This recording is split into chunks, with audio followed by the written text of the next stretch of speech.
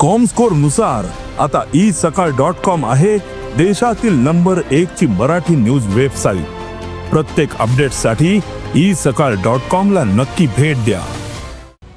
बलाढ्य मुंडेंचा अखेर राजीनामा।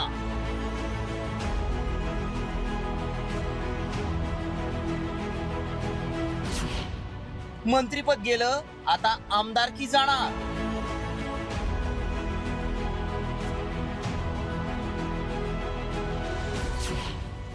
दमानी यांनी दिलं मुंडेंना चॅलेंज।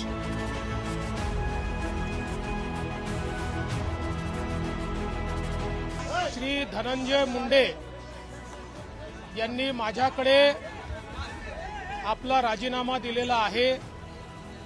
त्यांचा राजीनामा मी स्वीकारलेला आहे। सरपंच हत्या प्रकरणाच्या तब्बल 85 दिवसांनंतर धनंजय मुंडेंनी मंत्रिपदाचा राजीनामा दिलाय। सरपंच हत्या प्रकरणाचा मुख्य सूत्रधार वाल्मिक कराडच असल्याचं समोर आल्यानंतर मुंडेंच्या राजीनाम्याच्या मागणीनं जोर धरला होता। तर आता मुंडेंच्या मंत्रिपदाच्या राजीनाम्यानंतर अंजली दमानी यांनी आपला मोर्चा धनंजय मुंडेंच्या आमदारकीकडे वळवत मुंडेंना चॅलेंजच दिलंय। म्हणून मी म्हणत होते की या माणसाचा राजीनामा नाही, त्याची हक्कलपट्टी झाली पाहिजे, त्याला बडतर्फ केलं गेलं पाहिजे। आणि आता धनंजय मुंडेंना माझा चॅलेंज आहे, मी त्यांची आमदारकी रद्द होईपर्यंत लढणार आहे। फक्त वाल्मिक कराड सोबतचे संबंधच नाहीत, तर मुंडेंवर ऑफिस ऑफ प्रॉफिट पासून ते भ्रष्टाचारापर्यंत अनेक आरोप करण्यात आले। ते आरोप काय आहेत पाहूयात। व्यंकटेश्वर इंडस्ट्रीज मध्ये राजश्री मुंडे आणि वाल्मिक कराड संचालक आहेत। धनंजय मुंडेंवर ऑफिस ऑफ प्रॉफिटचा आरोप आहे।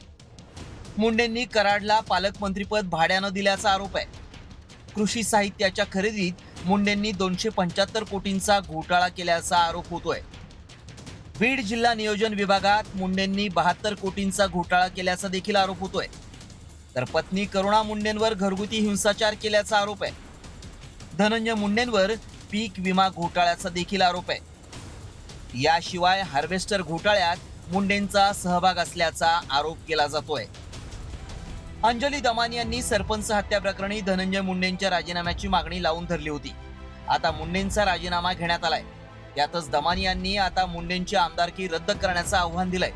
त्यामुळे धनंजय मुंडेंना सहआरोपी केलं जाणार का आणि मंत्रिपदापाठोपाठ मुंडेंची आमदारकी देखील जाणार का याचीच उत्सुकता लागली आहे। जयश्री मोरेसह ब्युरो रिपोर्ट, साम टीव्ही न्यूज।